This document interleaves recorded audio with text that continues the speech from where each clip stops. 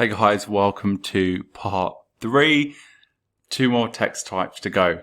So the next one is, you have been asked to take part in an interview about the importance of not losing hope.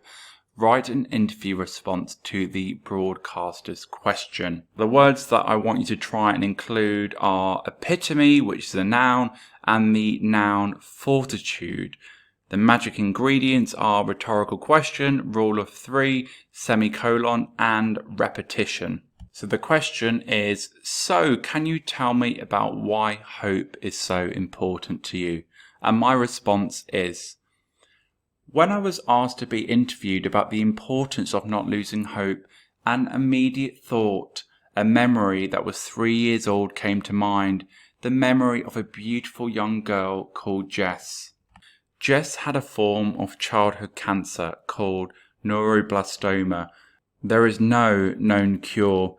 Jess was diagnosed at the age of 3. Due to the tenacity of her family, especially the strength of her mother and grandma, Jess never gave up hope. Hope for a cure, hope for a reprieve, and hope for more days to do all of the exciting and mundane things she planned to do. Jess is a perfect example of the importance of not losing hope. She lived her life to the full, to the best of her ability. She inspired others and exceeded the medical team's expectations. Wouldn't you agree that Jess embodies hope? Jess called her lump Boring Boris, and she was determined to beat him. She remains the epitome of the importance of not losing hope. Jess's attitude and fortitude helped her family not dwell on her illness. They continually had a lot of fun and inspired many people. Whenever Jess was too unwell to do much, her family would rally, remaining upbeat and hopeful, following her lead. They would use those times planning the next adventure for Jess and make precious memories. Now that's what I consider the true definition of hope. So, interview writing can be particularly difficult because sometimes you fall into the habit of writing as yourself. You do need to assume the role of another person. Think about ways in which you can create this sense of voice. You want your writing to come across as being authentic. So think about the features that you could use, rhetorical questions, repetition, emotive language, etc. And the last text type, which of course is magazine article writing. And the task is, you've been asked to write an article based around the idea of leaving one's comfort zone. Write an engaging magazine article giving your thoughts and feelings. And the words I would like you to try and include are audacious, which is an adjective, and the verb thrive. And the magic ingredients are personal pronouns, rule of 3, rhetorical question, imperative, good old semicolon again, and emotive language. Now let's take a read of the model. Notice there is a title. Feel free to use subheadings as well. The title is Life Starts Outside of Your Comfort Zone.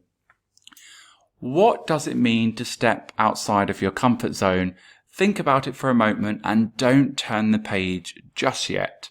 Fundamentally, it means trying something different, something that is not part of your regular safe routine. We all have our own comfort zone. It's safe and familiar, the habits we follow. Choosing to step outside of our comfort zone is the decision to try something new, often something audacious. By stepping outside of what is comfortable and safe, you give yourself the opportunity to truly thrive. It's frequently a transformative experience. We all have different personalities. Each of us is unique.